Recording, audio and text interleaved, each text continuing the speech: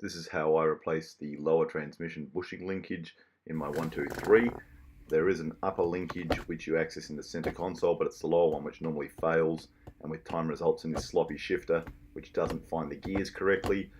It can also result in the neutral safety switch not working, and so you can't start the car in neutral or park without jiggling things around. So you can see my linkage doesn't even have a proper bushing, and someone's put something inappropriate on and it just slops around in there. The neutral safety switch is evident. That's the thing that the arm is connecting to. And this is a right-hand drive car, and you will find it up on the passenger side above the transmission pan.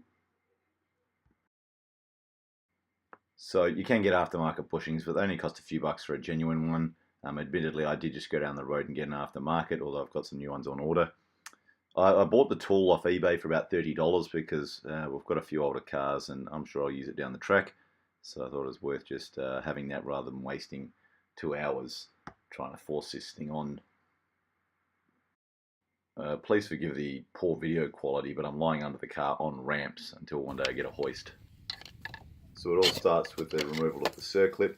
Now it's easier with somebody shifting this thing from the top at some point, and also make sure the car has the park brake on and is chocked up.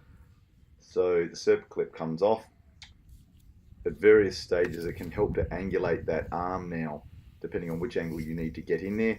Here's the old, not even bushing but tubing that fit over that, which was incorrect. So I think you have to actually take this bar off. You can't get that tool up there, so it's only a 10mm bolt to get off. I put it in the 12 o'clock position going straight up, so you know that you're actually where to put it back on, although there are a couple of little locator things on the underside which I don't think allow you to do it poorly. So just crimping the bushing on there.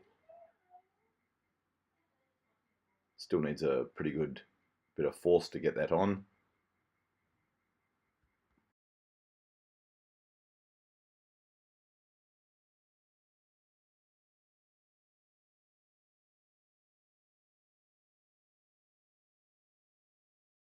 So there it is, back in place with the bushing in place. And now I need to actually line up the arm off the transmission.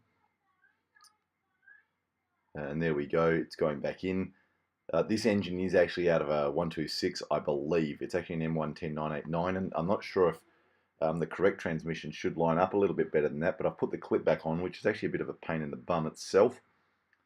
And you can see it shifting nicely. It's not flopping around.